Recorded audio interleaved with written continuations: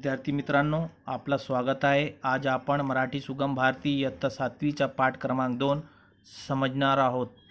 प्यारे बच्चों, हम सबक नंबर 2 तू हे करू शकतेस के 2 पैराग्राफ को समझेंगे। तो आप गौर से देखिए, सुनिए और समझिए। शुरू करते हैं। सबक नंबर 2 तू ये करू शकतेस यानी तू ये कर सकती है। इस सबक में 3 किरदार है। पहला किरदार है आजी यानी दादी, दूसरा दिशा और तीसरा धनंजय। दिशा और धनंजय दोनों भाई और बहन हैं। देखिए, आज दिशा आणि धनंजय खूप आनंदात होते। आज दिशा और धनंजय बहुत आनंदात होते यानी बहुत मज़े में थे।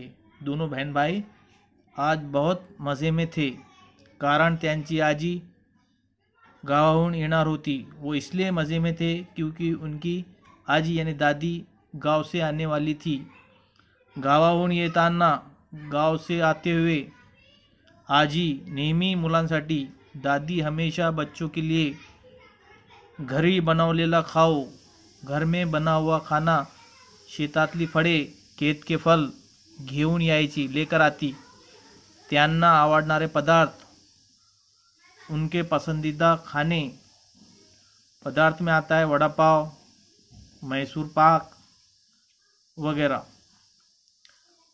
बनवून खाऊ घालायची, बनाकर खाने को उनको देती।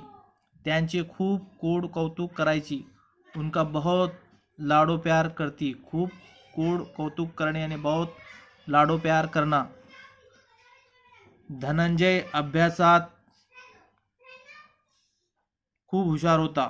धनंजय पढ़ाई में बहुत ज़हीन था। तो नियमित वो बाकायदा अभ्यास करायचा, वो बाकायदा पढ़ाई करता। सगळ्या उपक्रमामध्ये, सब सरगर्मियों में, उपक्रम के मायने होते सरगर्मी। वो सगळ्या उपक्रमामध्ये, वो सब सरगर्मियों में, स्पर्धामध्ये, मुकाबलों में भाग घ्यायचा, हिस्सा लेता। वर्गात दिलेले सर्व, जमात में दिए गए सब प्रकल्प यानी प्रोजेक्ट पूर्ण करायचा। स्कूल में दिए गए सब प्रोजेक्ट को पूरा करता। संगणक व विविध, संगणक के मायने होते हैं कंप्यूटर। संगणक व विविध, कंप्यूटर और मुख्तलिफ पुस्तकांच्या मदतीने, किताबों की मदद से, तो वैविध्यपूर्ण व मुख्तलिफ किस्म की माहिती, मालूमात, तसेच इसी तरह चित्रे ही मिळवायचा, तस्वीर भी हासिल करता। तो नेहमी दिशाला तिच्या शाळेच्या कामात, वो हमेशा दिशा के स्कूल के कामों में मदद करता। यानी वो अपनी बहन का स्कूल के कामों में हाथ बटाता। पण केलेल्या मदतीच्या बदल्यात, लेकिन किए गए मदद के बदले में तिच्याकडून काहीतरी घ्यायचा, उसकी तरफ से कुछ न कुछ लेता।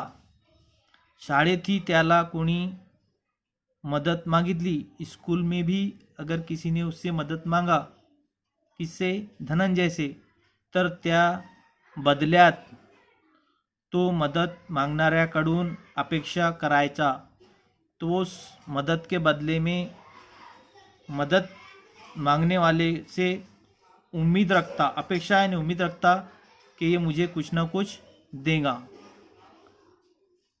धन्यवाद।